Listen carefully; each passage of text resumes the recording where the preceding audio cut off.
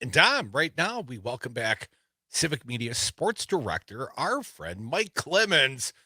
Mike, sort of a tough loss for the Packers against the Falcons. A 1 point loss. You were down in Atlanta. Am I correct, sir? Yes, I'm still here. I come back tomorrow. It is sometimes difficult to fly out of Atlanta, even under the best of circumstance. Was that a planned layover, Mike? It costs $1,000 less if you go on the day after the game. Well played, sir. Plan. Right. Been doing this a while. Yeah, right. Mike, you know how to travel. I'm not trying to second guess you, fella.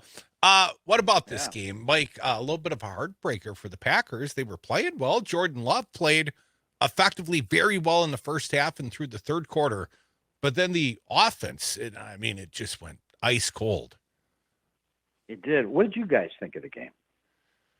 Well, great, but I don't yet have confidence in this young team that they know how to win consistently, in adversity. And a couple of first downs, and that game could have been over, Mike. And, it's heartbreaking the way they would lose it. And that Darnell Savage, when it was the long fly ball towards late in the game when they scored. The Falcons ended up scoring, I believe, on the next play, quarterback around the left side. Riddle scored in a couple plays later. But the long bomb and Darnell Savage, and they're converging on the ball. I just couldn't believe he let the guy come down with it. Yeah, and so I think LaFleur actually can write a couple of those off because it's very hard these days to be a total shutdown corner. But, yeah, that drive was 3 plays and 75 yards. So, they got hot. For me, Mike, the game actually came down to 2 4th-and-1 plays.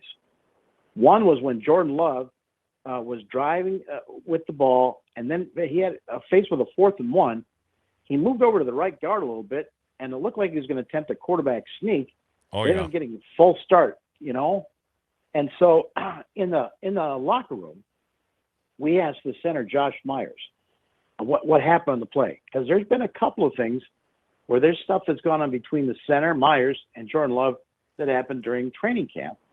And he said, we had a problem with the signal, it was called, but I just talked to Jordan about it, and he'll tell you guys about it. So Jordan goes to the podium, talks to all the reporters, and says, I called the wrong signal. I used the wrong word.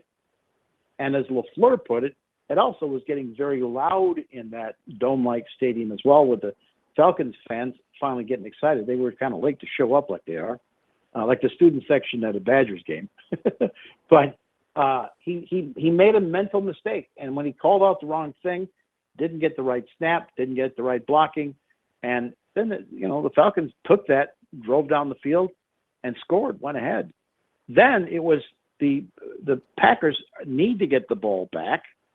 And the Falcons were driving down.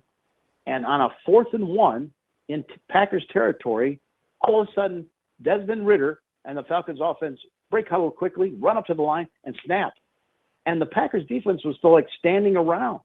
And they gave it to their best, this rookie running back, Bijan Robinson. Outstanding speed. Yeah, he's good. And some of these guys that down boy here, good. they're already comparing him to Barry Sanders. It's a little early for that, but he was shedding tackles all day. He jumps outside, breaks a couple of tackles, and Rudy Ford gets him 7 yards downfield, but they only need 1 yard.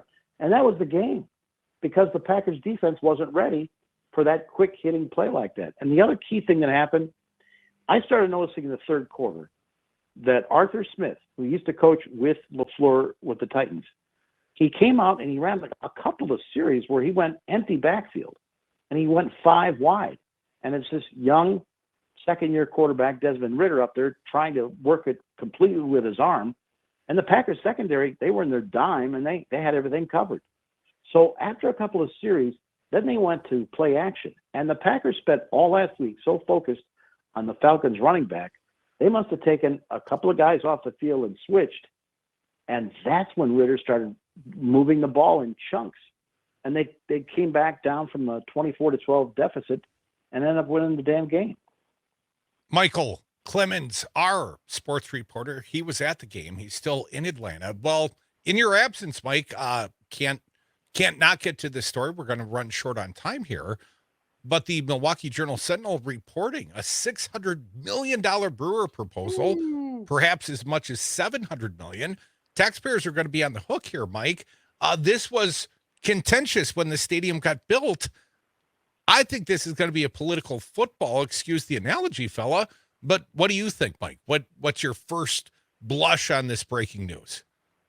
Well, I heard you guys talking about it too. I mean, is actually some of the Republican leaders that are putting this up, and is Tony Earl going to agree to it? Evers, I'm not sure. Well, they shut down Evers' proposal, and then they've negotiated their own deal. They rolled it out at American Family Field with the Brewers, but not the governor.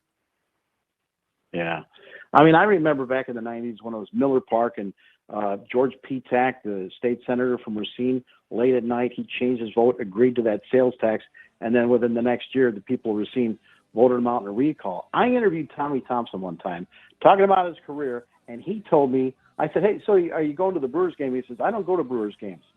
Bud Selig lied to me. And I said, what? He said, he assured me that if we gave him that money to help him keep the team from going to Charlotte and building Miller Park, that he would repay it. We never saw a dime, and I don't talk to Bud much anymore.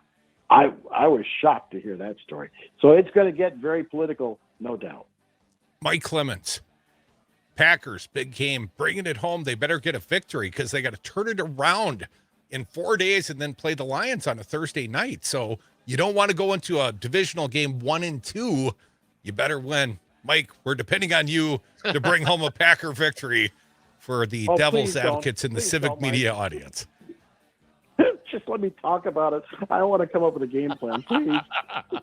Mike Clemens, thank you so much. Come back with us. More Devil's Advocates. Phone lines open. Going to start talking politics of baseball stadiums